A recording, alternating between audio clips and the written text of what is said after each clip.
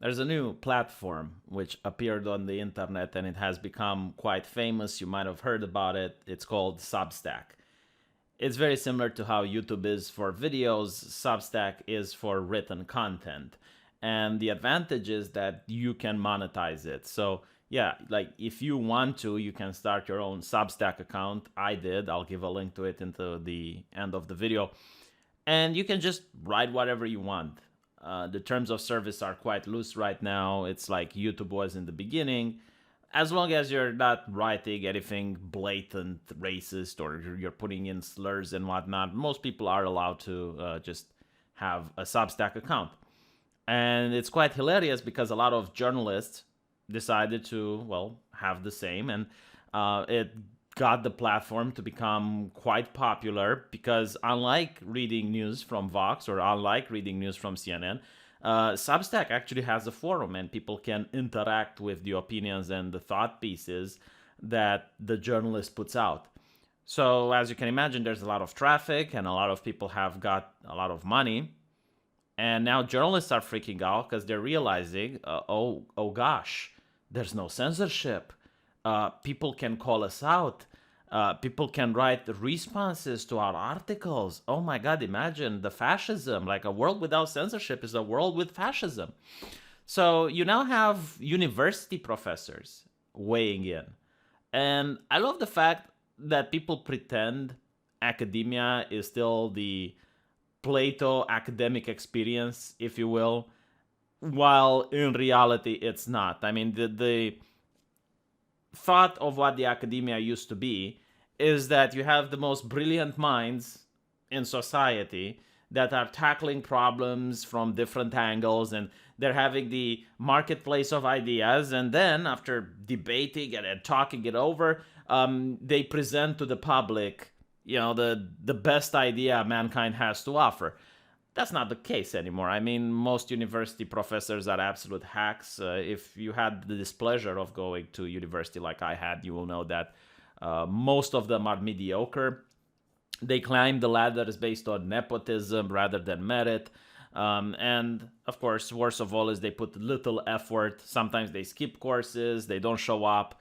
Other times when they do show up, they just read from a slider. I mean, academia is a joke, so I really don't care what Dr. Roberts has to say about Substack. But it is a massive push in order to censor Substack. And we're going to look at some of the arguments that they're making on why Substack causes harm and is dangerous.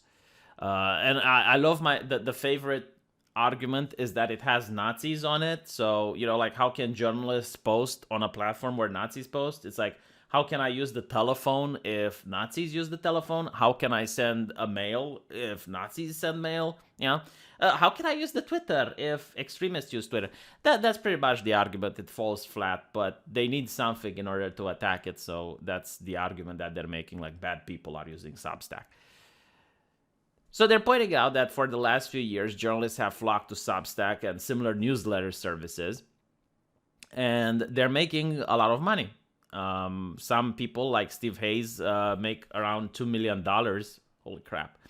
And Substack has 500,000 paid subscription, and the top 10 writers are collectively making $15 million a year. All right, so now that it's profitable, it needs to be subverted. Now that it's profitable, now that it's making money, you need to have the open platform become the closed platform, where you have like very strict speech codes, very strict terms of service, pretty much like Twitch, I suppose is what they want to have it.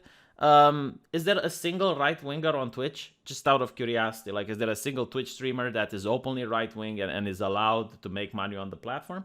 Maybe you can think of a couple, but probably not so many.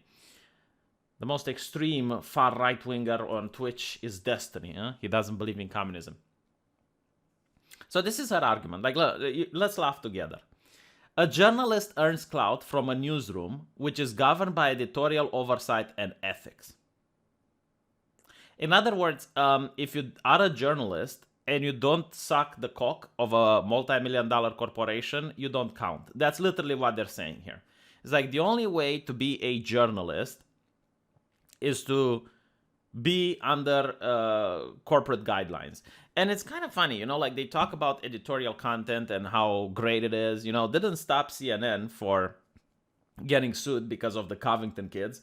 Didn't stop Rolling Stones from getting into its debacle. Didn't stop CNN from blackmailing an American citizen. Yeah, very ethical. Like when I think about 2021 mainstream media corporations, the first thing that comes to mind is ethics. But even then, like I would say that the independent journalists on Substack and people like myself have much higher reasons to be ethical. You see, like, sure, we don't have an editor, but the moment I misspell something in the title, you guys freak out in the comment section. The moment I say something that's blatantly false, I will get corrected in the comment section because, oh yeah, that's right, I have a comment section, okay? I'm not like the cowards at CNN or Vox or other cowardly publications that completely disable the chat. They give the forum disabilities because I'm not afraid, like I want to put content that my readers like. And that's the interesting thing. Like the relationship should be between me and the readers, right? But it's like I consent, you guys consent, but the university professor has something to say about it. It's like, I guess it's like marriage in a way, It's like you say I do, she says I do, and then the priest says if anyone has anything to complain, speak now or forever hold your peace.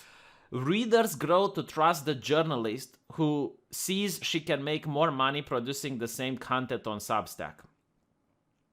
Yes, because corporations really care about the news and they don't care about the money. Yes, the corporations do not care about the money at all. I mean, it's not like the guy from CNN was caught on a live wire saying that, oh yeah, like we want to scare people with corona. We want to put the fear of God into them so they can stay glued to the television and hear more from us. It's not that the mainstream media sensationalized. No, it's Substack. Yes, Substack is now a danger to society. She leaves the publication to launch a newsletter, taking with her the journalistic clout she earned to become an independent writer and, importantly, her own editor. In essence, she became an opinion writer. So they're complaining that a journalist can use their publication and then leave the publication, and the viewers, the people listening, are going to hop aboard to Substack. Man, do you know how rare that happens? Like, I'll just prove it to you, okay? I got 110,000 people on this YouTube channel, okay? And it's just me. And I'll open a Substack, and I'll show you just how few of you are going to hop over. And this is normal, by the way. Like, I'm not holding a grudge or anything. No, it's perfectly normal. I probably would do the same. But it's just that most people are lazy. Like, most people are, human beings are creatures of habit. Like, if you have gotten into your routine to check my channel every single day, you're not going to go on another website. I can just look at the numbers I get on BitChute. It's literally the same thing.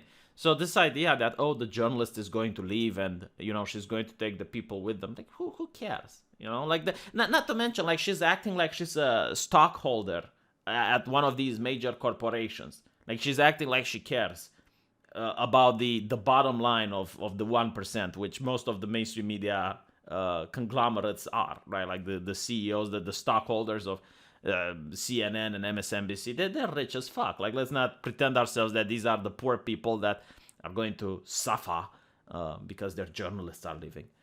The public recognizes her and signs up for the newsletter, not necessarily knowing that her content is without the same journalistic vetting or ethics. Oh, get the fuck out.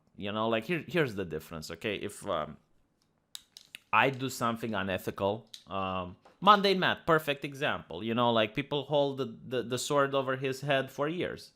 Why? Because he did something that people consider to be unethical.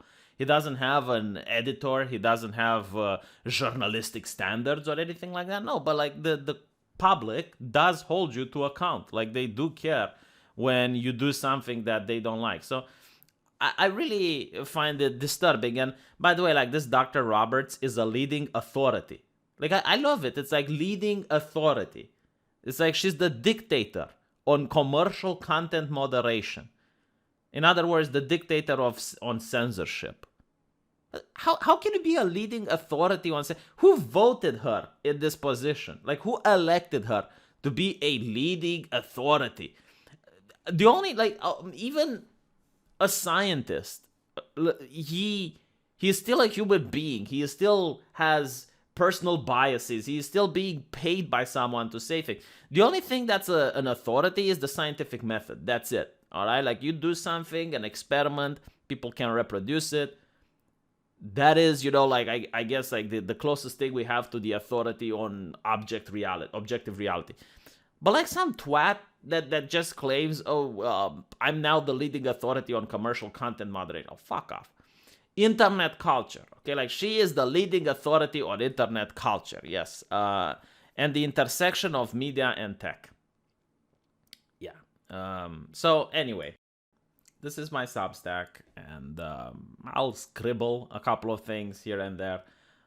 I don't expect to get a lot of followers, and depending on how many people are interested, I might post more often. Might try to see what exactly people like to read about, because writing is not really my forte. I just make videos and make funny faces and bore people. That's what I do. But doesn't hurt me to write an article per day. And if you want to sign up, well, there's a link into the description. You guys can sign up to the newsletter, and you're going to get a notification every time I upload an article. Hopefully you'll enjoy. Again, you consent, I consent, but I don't think that professor on Internet Moderation Authority consents to our relationship. I don't post anything radical. You'll see that it's nothing bad, but I guess I can be a little bit more edgy than I am on YouTube. In written format. It's a different medium. So yeah, I'll see you guys there. And now I'm going to live stream a little bit of Resident Evil to keep you guys entertained, because I notice more people than usual like my Resident Evil streams. And if you want to join there, there's a link into the description to join that as well. So thank you guys for watching, and I'll see you tomorrow.